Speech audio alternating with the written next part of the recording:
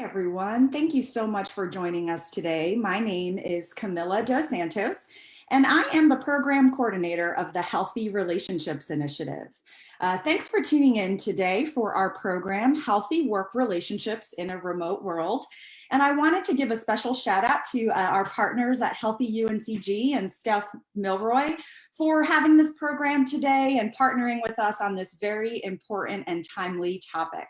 As folks continue to join us, I wanted to go ahead and welcome everyone to our program, Healthy Work Relationships in a Remote World. As I mentioned, I'm Camila Dos Santos, and I have the pretty cool and unique job of being the program coordinator of HRI.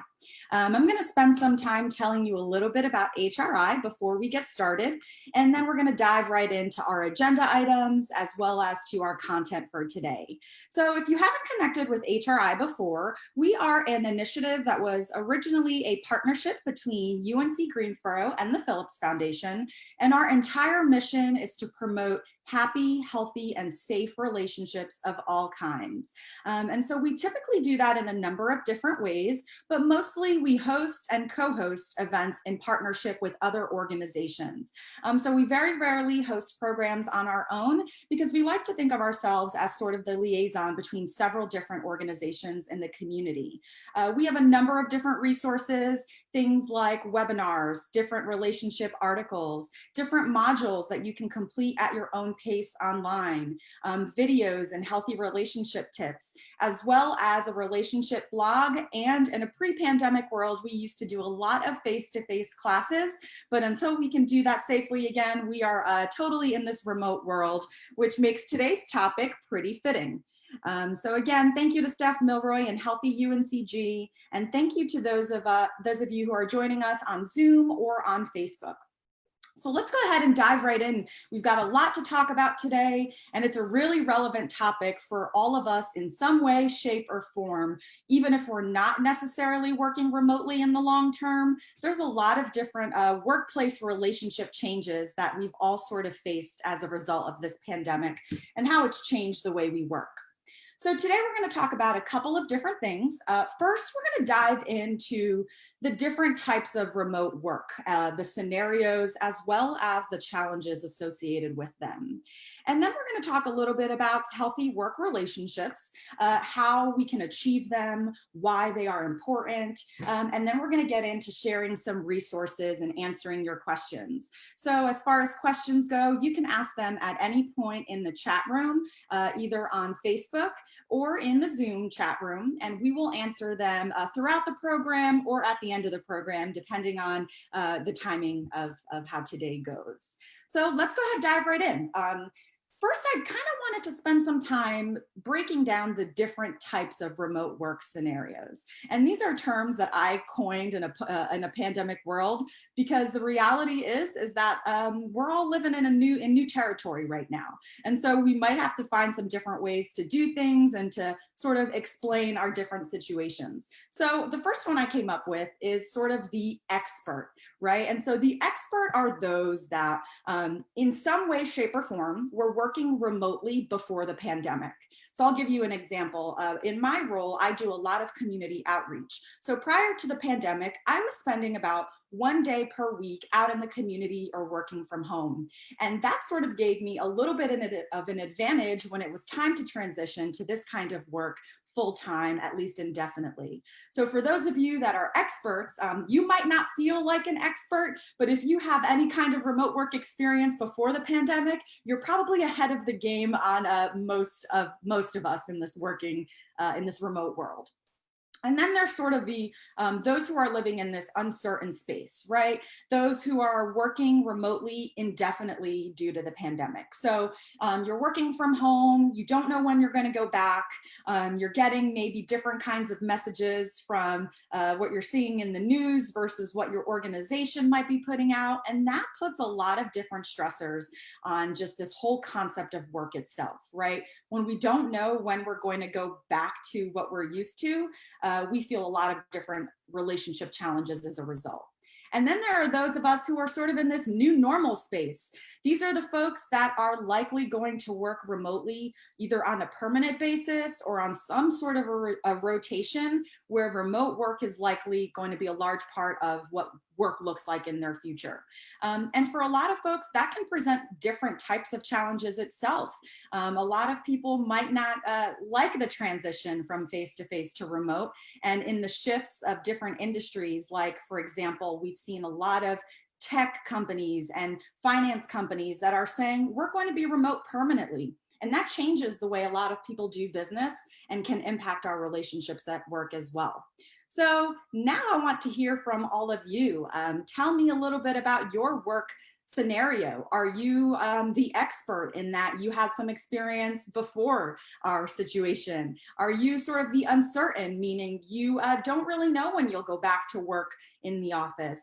And are you possibly a part of the new normal who will be working remotely to some capacity permanently? So tell us a little bit about your current situation. And we would also love to hear in the chat room, what is maybe a challenge associated with that remote work scenario and what's a benefit?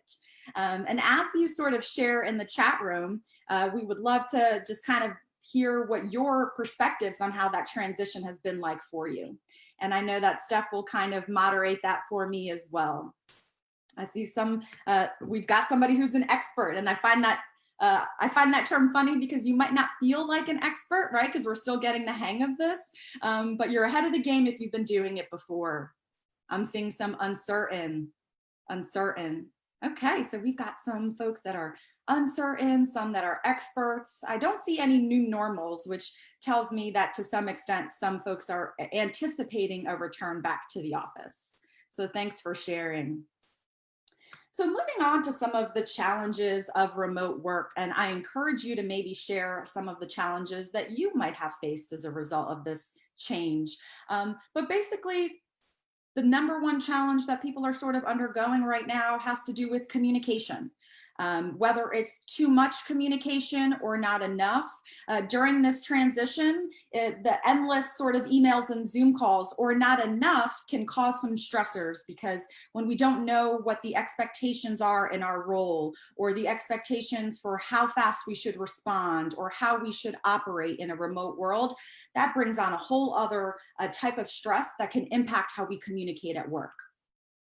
Another big thing that people are dealing with in the remote world right now is just this whole concept of how do we set and keep boundaries when there aren't physical boundaries around our work anymore, right? We can no longer sort of leave the office and let that be the end of our day. We now have to be really intentional about ending our day, or else we can find that work trickles into all aspects of our lives, right? And so as a result of sort of setting and keeping boundaries or not setting and keeping boundaries, you might be experiencing some burnout.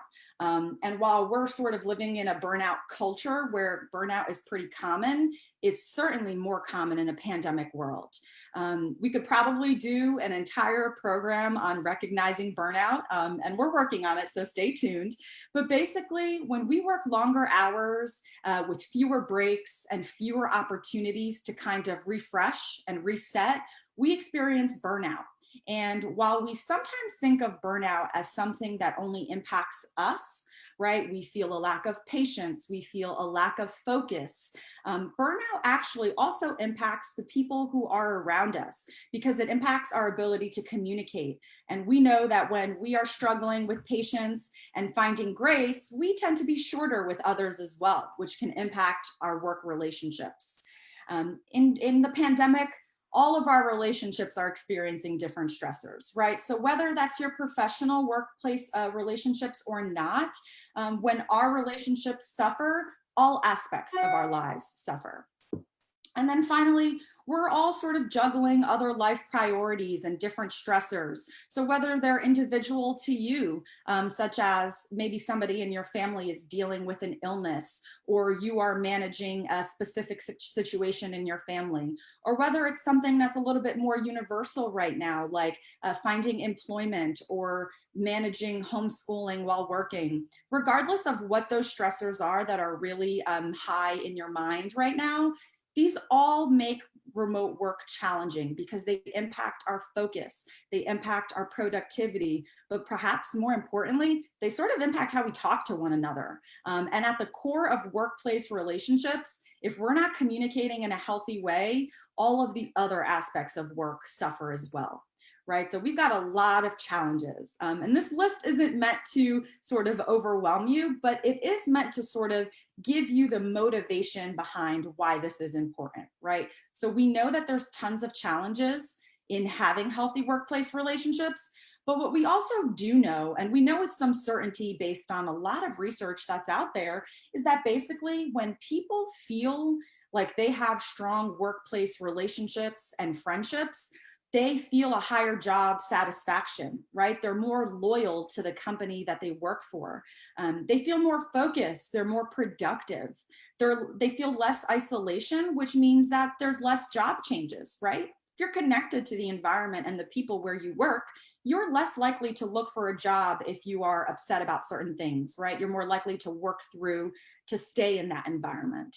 And then finally, less sick days, right? Now, we're living in a little bit of a different world where if you feel sick, please don't go to the office, right? But in a pre-pandemic world, it was pretty normal for somebody to, not feel 100%, but go into work anyway because they don't want to sort of let their team down on a particular project they're working on. So obviously that's a little bit different in a pandemic. If you don't feel well at all, please stay home, right? But in general, when we're happy in our relationships at work, we stay there longer, we work harder, and we do a whole lot more in terms of productivity. But here's the thing, right? In a remote setting, we have to make an effort to have these relationships because we're not going to walk down the hallway and have a chit-chat with somebody at the coffee machine, or we're not going to walk to lunch with a coworker because we're not all in the same place. And so when we need to be intentional about having healthy relationships is usually when we tend to drop the ball a little bit, right? Because we've got to put a little bit more effort. So here's the good news. Being intentional, the first step of it really is to be self-aware, right? And to continue learning. So you're here today, which means that you're seeking out a way to continue learning. So you're doing the first step in sort of being intentional in relationships. Let's back up a little bit and talk about self-awareness when we talk about intentionality in relationships. Because at its simplest, our relationships will not be healthy if we don't try for that, right? And that pretty much goes with any type of relationship. And so when we talk about being intentional, we're talking about being aware of your impact on relationships, right? How do you communicate? How do you fight? Because in relationships, there's always going to be conflicts. So your conflict style really has to do a lot with how you manage your relationships. How does your personality or your mood impact your own ability to communicate on any given day? We all know some of our closest coworkers. We know when they're stressed, right? We know how they look or how they might communicate with us. And so we need to know that in ourselves as well. Because when we're aware of some of maybe our shortcomings or our weaknesses in professional workplace relationships, then we can be a little bit more intentional about, hey, maybe double checking that email if you wrote it while you were stressed, or maybe making that meeting a phone call instead of a video call because maybe your nonverbals are not quite there yet. So just being really self-aware of what you bring to the table in terms of the relationships so that you know, hey, maybe I've got to work on some things, or here's something I do really well. And that's a part of learning and practicing, right? So not only do we have to seek out opportunities to do better in relationships, we've got to practice it, right? If you want to be a better chef, you're going to spend some time in the kitchen. If you want to be a better athlete, you're going to spend some time practicing whatever sport that is. So relationships are no different. If we want to be better in them, we've got to practice those skills. And so whether those skills are learning how to communicate transparently or learning how to resolve conflict positively, whatever that skill is, you've got to practice it, right? And ideally, you're going to practice it before it's game time, right? So we don't want to sort of leave ourselves to practice the skill when the audience is on and the lights are on, right? So we want to practice those things in advance. But when we do take advantage of practicing these skills over time, our relationships become more stable and more healthy. A large part as well of being intentional in relationships is just this whole idea of being transparent. We always say in sort of relationship, in the relationship world, is that most conflicts come from a miscommunication, right? And miscommunications tend to happen because people might not be communicating transparently, or might be letting their emotions kind of get in the way of how they're talking with one another. And so when we're transparent and open, whether that's in writing or whether that's in video calls or face-to-face interactions, it doesn't mean we're going to end all relationship conflict, but it definitely means we can minimize it and make it more manageable, especially when we're transparent in conflict resolution as well. And then finally, if you can take anything away from this slide, I hope you take away that during tough times, perhaps the strongest and most powerful tool in every single relationship, including the one with yourself, is to have compassion with yourself and with others. And so in the context of workplace relationships, it's important to sort of remember this, and I guess this can probably go for any of our relationships, but just because we make the choice to work on a skill, or just because we're ready to work on a particular relationship, doesn't necessarily mean that that's the other person's timing, right? They may not be ready or able to work on a particular relationship just because we're ready. And so that's where compassion comes in. One concept that really stands the test of time in relationship sort of advice is that you can only control what you do. You can't control what other people do. So when your efforts to maybe strengthen a relationship don't necessarily go as planned, or don't go as appreciated as you would have liked for them to, just remember to have some compassion, because we don't know what other traumas and stressors people are bringing to the table. So what's important to remember is that if you make an effort and it doesn't go as you planned, you can always repair and recover later. Right? Timing is important. And so compassion is going to be a big part of making sure that you're respecting not only your timing, but the timing of the other person as well. And so bottom line, right? Being intentional in work relationships is more important than ever in a world where we're just not communicating with our coworkers and our employees in the same way that we used to. So how do we do this, right? You've heard me talk about so many different aspects of healthy workplace relationships. Let's get into the how. And one thing to sort of keep in mind as I give you some practical strategies is that some of these might work for you and others might not. So kind of take what makes sense for you and make it work for the context of your work-life balance, right? So my first tip has to do with accessibility. And while it's important to be accessible, it's also important to set and keep clear boundaries. And some things to consider here are that how accessible you need to be really depends on the position that you have, the company you work for, the work culture within your department, maybe even your industry, right? So the definition of what accessible means is different. If you interface directly with students, you might need to be more accessible right now as students are returning to school, versus if you interface more so with, if you're in an office, maybe accessibility looks and feels a little bit different for you.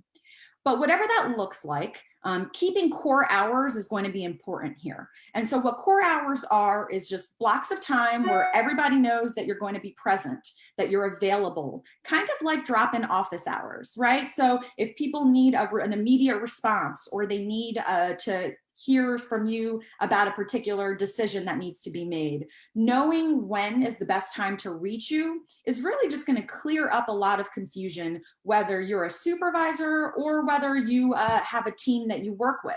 So being accessible is really important, and making sure that people know when you're accessible as well. But of course, we're human and we're juggling so many different things. And so expecting us to be accessible all the time is probably not reasonable. And in fact, for most of us, being accessible from 9 to 5 for 8 hours straight is almost impossible when we're also juggling so many different things at home. So when you're not accessible, or so when those outside of core hours are happening, let people know. And so whatever that looks like for you, I know one of the things that works really well in my department is that we sync up our schedules. And so my director can take a look at my schedule and see what I'm doing on any given day. And you can work through sort of what that looks like for you. So we decided that I would create another sort of calendar that I would share with her. So she doesn't necessarily have my personal appointments. And that's our level of comfort. So that really looks different depending on what your team, how your team functions. But calendar syncing is a really great way to let people know where you're at without maybe sending too many emails, right? And then finally, sort of this big piece about accessibility, and I'm seeing sort of a lot of these memes and things online, is just being transparent about what your accessibility is, right? So once you've worked out with your supervisor or your team about when you're going to be available or when you're not going to be available, be transparent about that. We're living in times where everybody's got some different schedules and we're all juggling different things. So it's just a lot easier to know when people are available and when they're not available, and to know in advance if you need to, right? So I guess when we're talking about accessibility, it's more about communicating the things that those who need to know, and making sure that there's a way for people to access that information, like whether it's a calendar that you share or an email that you send out weekly to let people know where you'll be. So that's my first tip. My second tip for sort of maintaining and fostering healthy work relationships during the pandemic right now is to make time for chit-chat. And I'm going to be totally honest with you guys. I'm originally from New Jersey, where chit-chat is just not something that we always do. We like to get to the point and keep it moving. But during the pandemic, when all of our interactions are so different, chit-chat is so valuable right now. And making time for small talk is way more important than it used to be, regardless of where you're from or where you are in the country.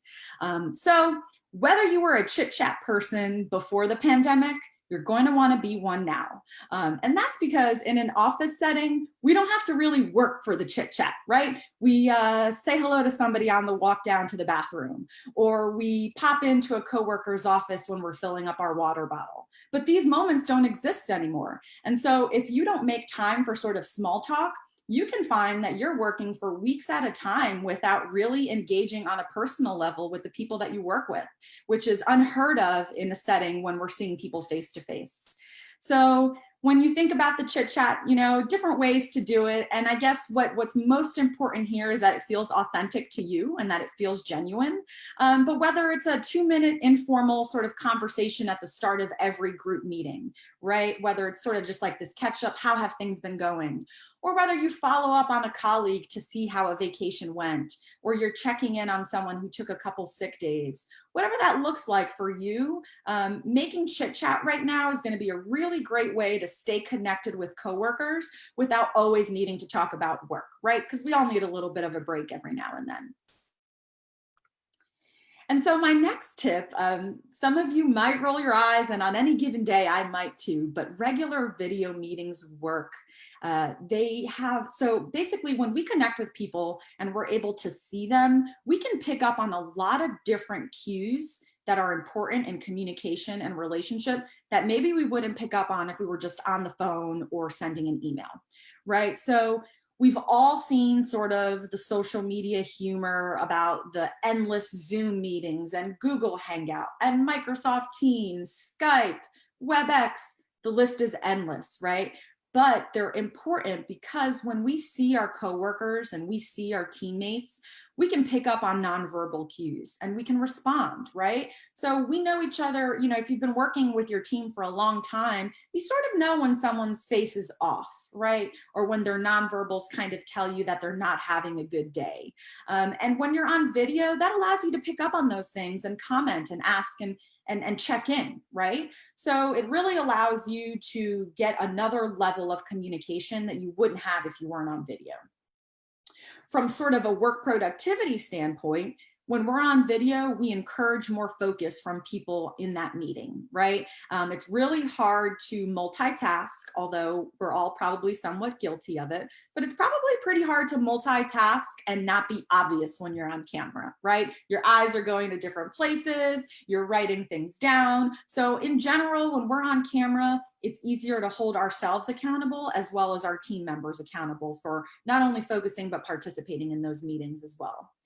And then in general, as we onboard new employees or we take on new clients, it's really a lot easier to put a face to a name or make an introduction when you're on video as well. So in terms of sort of fostering new healthy work relationships, these video calls are really, really important.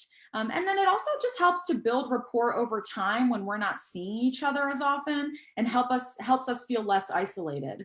I don't know about you all, but when I have a meeting with my department and I can see everybody's face, I almost feel as if I'm in the room with them. And I just feel a little bit more of a pep in my step that day. Of course, that's not every day, right? Sometimes we don't want to go on video, but in general, as much as possible, if you can go on video for meetings, especially group meetings, it's a great way to maintain those relationship ties.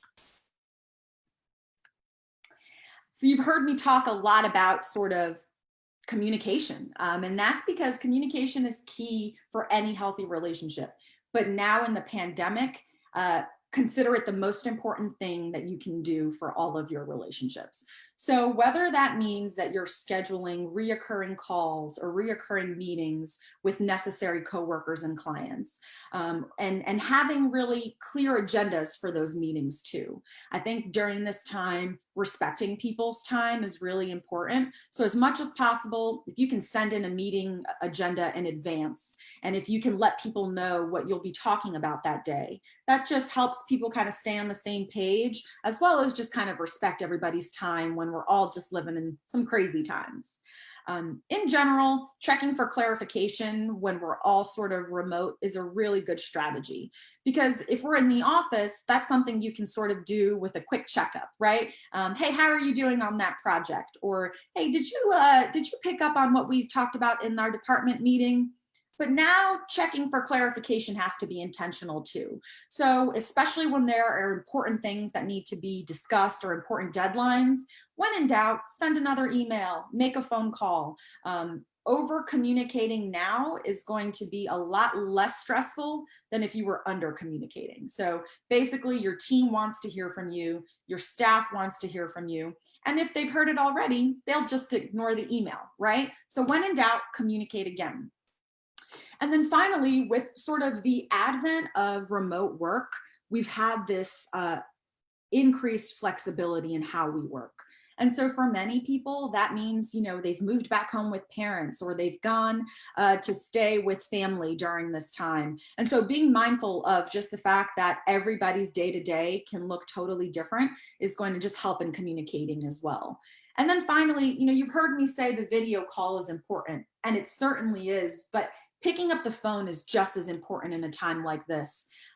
We get so caught up in the virtual world that we forget that there used to be a time that we might be in the office and we would pick up the phone and have a quick conversation about a quick task that needed to be done, right? But now when we're working from home, we might not have those opportunities to pick up the phone as much. So I encourage you, you know, next time you send an email to a coworker that you would have maybe normally walked on over to, maybe give them a call and make some chit chat, right? That'll not only sort of help strengthen the relationship, but it might be a nice little escape from the workday. And so in general, when in doubt about communication, over communicate, be clear, and let people know in advance as much as you can about any changes or about what you'll discuss in meetings. That really helps people sort of plan ahead.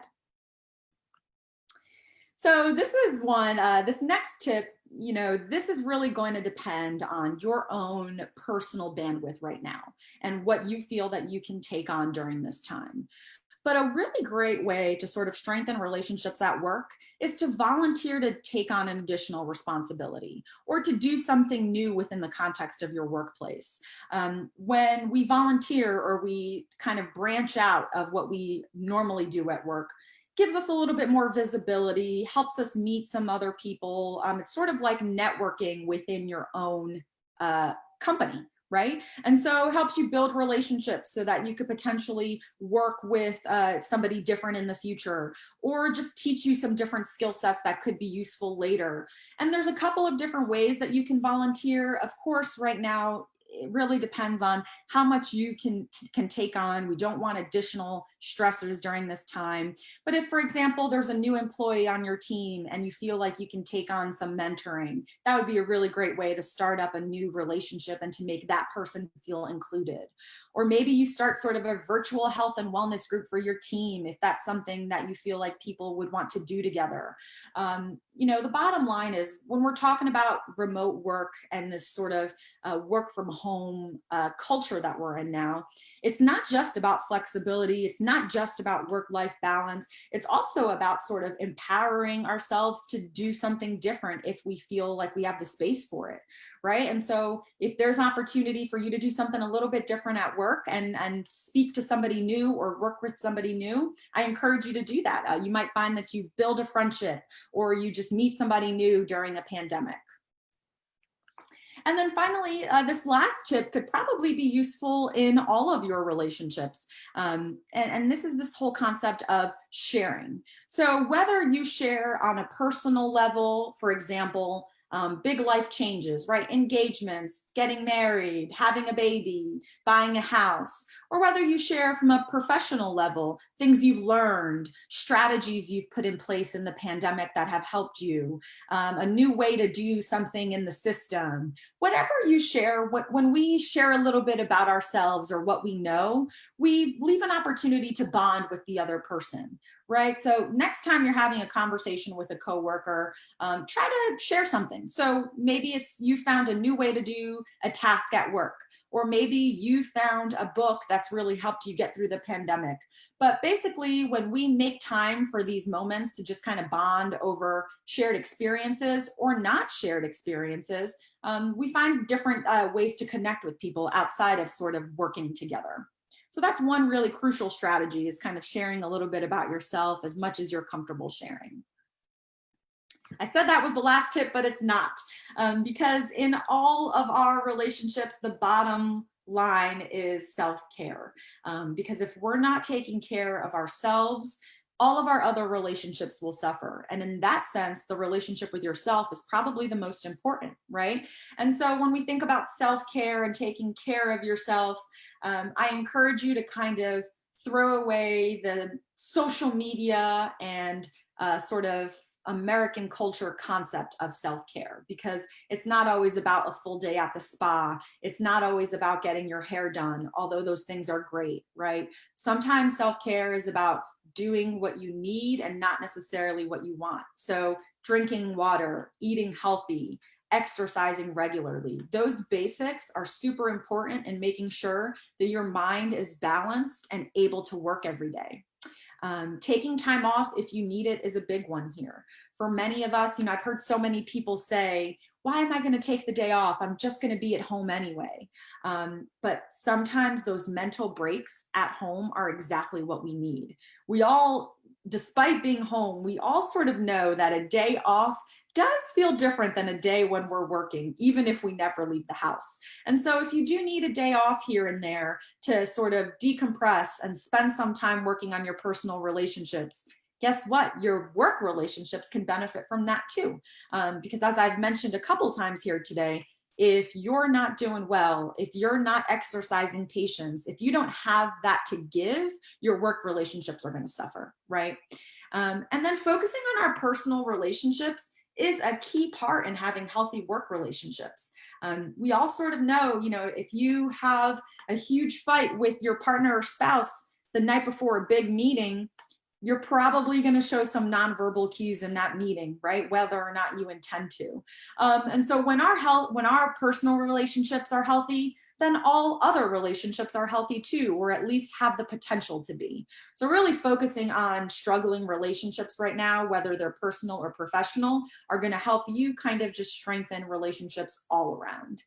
And then finally, seek help if you're struggling. These are some really difficult times, and they're unprecedented, which basically means that none of us really know what we're doing, do we? We just kind of try to get through each day, and some days feel better than others. But if you're consistently struggling and having a hard time overcoming difficult emotions, and you find that your relationships are suffering, including the relationships that you have at work, you might want to consider seeking some professional help. There's lots of virtual options, as well as some face-to-face during the pandemic as well. But bottom line is, when we take the time to take care of ourselves, the other pieces of our lives just get a little bit of TLC too. And so now I do want to turn it over to Steph for her to discuss some UNC Greensboro specific resources. And then I'll talk a little bit about HRI resources as well, and we'll open it up for some questions. So take it away, Steph. Okay, thanks so much, Camila. I just want to also say thank you to everybody who did join in today. And I think I like what you said at the beginning of the presentation about, making an effort to continually learn and practice these things that, that it is new. It's a new way of working together for some of us. Some of you, I think, have been remote for a while now, or maybe even pre-pandemic, but it is a different type of effort that we have to learn and practice to continually foster those work relationships from afar. And then, I also like what you mentioned about the importance of just connection during this time and the effort, but that there's also that self-care piece. So I appreciate you bringing those points up and sharing that with us today. Like Camila mentioned, I'm Stephanie. I'm the director of Healthy UNCG. So you'll be seeing, if you haven't met or worked with us already, you'll be seeing some things from us throughout this academic year. We share resources, information, programs, services to help foster healthy relationships, but a healthy lifestyle, better quality of life. And so we're also kind of adapting things and bringing them online and figuring out the best ways that we can engage with everyone throughout this time and continually support all of you in your health and wellness efforts. So look out for some fun things coming up this fall. On this slide, I just wanted to point out a few resources that are available to you as UNCG employees. I think there's some people joining us from other maybe universities or organizations as well. And so I encourage you to reach out and look to those resources. A lot of our resources through Healthy UNCG are also available to the community. So that first link that you'll see there when we share these slides is just to the Healthy UNCG webpage. We list different opportunities there. Right now, everything is virtual. Who knows, those may change as we kind of move forward and as things begin to open up, hopefully. But right now, there's a lot of different virtual options available to you for support, for resources, for engagement. But perhaps the number one thing I wanted to point out is this link here to the EAP, which is our Employee Assistance Program. The Employee Assistance Program and ComPsych through our Human Resources Department offers you a wealth of resources, both professionally through work relationships. There are presentations and webinars and workshops like this. There's also opportunities for you to connect one-on-one with a licensed professional counselor or therapist. So I encourage you to check that out. Additionally, on the Human Resources page is a link to an affirmative action tab. And if you are in a situation where you feel that there has been an unhealthy work environment or relationship that cannot be resolved, maybe within that person-to-person interaction or with a supervisor, there is a space there that has a confidential form that you're able to fill out. We have a great director, Patricia Lynch, who you can contact and reach out to and work through any issues or concerns that you might be having that cannot be resolved internally within your group. So that tab is also available on that Human Resources page, and I'll put the link to that in the chat box as well. And then the other things that you'll see listed there are just some links to things that you may find helpful, maybe not necessarily with working relationships, but just with self-care. So Recwell has done a really great job with offering virtual fitness options. We have some things that just help with, your desk and your office setup, some things to help you keep working. But those are just some links that I encourage you to check out. And if you have any questions, you can find us through that Healthy UNCG tab there. And there's also links to HRI on our website too. So you can contact myself or Camila at any point. I'll kick it back to you now, Camila. All right. Thank you, Steph. And let me get this going here. All right. Thank you so much for those resources. And I can say I've sat in on many Healthy UNCG programs as well, and really have found some value, specifically in the one where you helped us kind of set up our workspace like physically and sort of standing desks and all that. So that was really great if you're interested in just how to physically sit at your desk in a healthy way. But let's move on to sort of some HRI resources. I mentioned a little bit about the Healthy Relationships Initiative earlier, and basically I wanted to dive into some of the different types of relationships that we help people work through, so that if you're interested in working on some other relationships in your lives, or just building on the workplace relationships, you can visit our website, www.healthyrelationshipsinitiative.org. And when you click on that first tab, what can HRI help you with today? This is the screen that you'll see. And so you'll see we've got everything from general relationship tips to professional resources to couple relationships and parenting young children all the way to teenagers, and everything in between. So we do encourage you to take a look at some of our pandemic specific resources, as well as just our relationship resources in general. And again, that'll be healthyrelationshipsinitiative.org and Healthy Relationships Initiative on our social media. Stay tuned, as we do have some additional professional development and programs planned with Healthy UNCG through the fall. And so we look forward to seeing you again. But for now, we're going to go ahead and close out today's program. I am going to send a feedback form in the link today, just to hear from you how I did and how HRI can improve next time. But we really hope that the tips and the resources shared with you today help you build some healthier workplace relationships in a very sort of different time right now. And remember that, you know, even though we're facing some challenging times, with challenging times come some new opportunities as well. And so finding sort of the silver lining for remote work is probably also going to be a really big piece about keeping your relationships healthy. And so I hope that this has been useful for you today. It's been my pleasure being here. And if you join us after this has been recorded, we hope that you find value in this as well. Thank you so much, everyone, and take care.